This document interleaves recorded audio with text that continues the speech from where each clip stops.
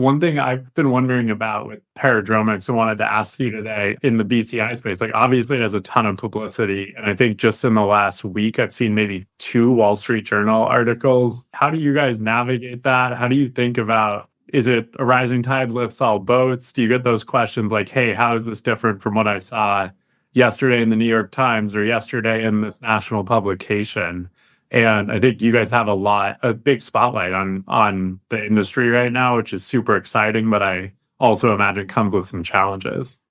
I mean, right now the pie is growing faster than any one person is enhancing their slice. But then when people actually go into market and start specializing, you start carving out niches. And if you look in real mature industries, there's room for many multi-billion-dollar companies if the market is large. If I think of like the top 10 opportunities in neurotech right now, I don't think there's one that I wouldn't invest in. That's pretty exciting right now. But you know what else is really exciting? Wireless power transfer.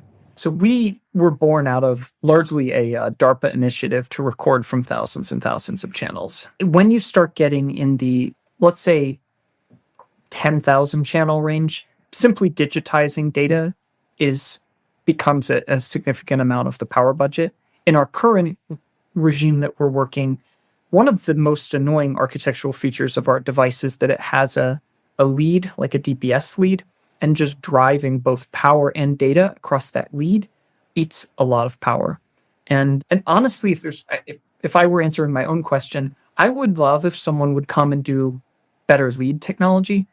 When you drive like DC power over lead is a non-starter because it's not hermetic, and so you end up getting electrochemistry and they fall apart. But then when you're driving AC power, you often have these just ridiculous losses because you have to go from, let's say, DC to AC to DC again, pushing data across that versus, for instance, like perhaps an optical type link is very annoying.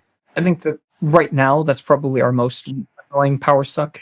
You should go leadless, Matt. If only there was a way to make a device that just goes in the skull with no leads. Yeah, the power maybe is there, then the data. Like, for instance, the Neuralink device, Bluetooth Low Energy, is sub-megabit per second. And the scaling isn't very desirable if you're trying to transmit, through tissue, through air to a remote receiver. And then no one wants to have something on their head. And so that forecloses on certain things like infrared. Have you thought about compressing the signal? I know you have, but compressing the signal on chip to reduce that data rate, is that going to be a non-starter for you? No, yes. So we're not even. This isn't a capability that we need in our first generation product, but something that we developed as part of our DARPA program was an analog circuit that essentially does principal component analysis. Yeah, and so that was really clever. You have to think, once you start trying to really kind of go for 10,000, let's say above 10,000 channels, you have to break this paradigm of digitizing everything and then extracting the features you want. And then you actually have to extract the features in analog and then digitize it like there's a whole subset.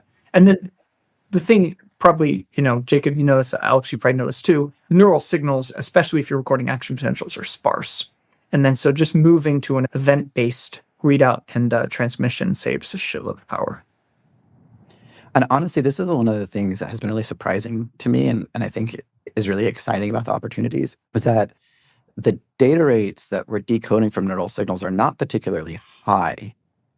So we're pulling a lot of data off, but I mean, Matt, you know this, like full speech decoding could be 40 bits per second, right? So relatively low data rates, which means there's a ton of room for us to innovate in terms of compressing that signal before we're transmitting it. And for us at Motif, actually, mood states are even a lower data rate, right? So imagine streaming mood states off. We really need low data rates if we could just figure out the right decoders. I mean, when we looked at this, trying to put it's true that like language is 40 bits per second, in order to extract those 40 bits from the sort of like mass of data that you have, you usually need like a GPU that's drawing more power than you would draw from a grain of rice but maybe not more powered than Grayson could pump into a scooter. Our MO is usually just trying to get the data out of the body as quickly as possible, and then do the computation locally, but not in body. But shit, like, then, if we think about 10 years from now, the kind of compute that you might be able to have in an implantable GPU could be considerable. I mean, this problem has to get solved for other applications, right? The power consumption for training LLMs through GPUs is becoming very problematic. So you're undoubtedly going to have a lot of people working on lower power GPUs. And there are companies that are looking now at fundamentally different architectures, computing architectures that are specialized for these kinds of neural network models, whether they're memristor based or that's, I think, still yet to sort of break in a major way, but it's inevitable that's going to happen.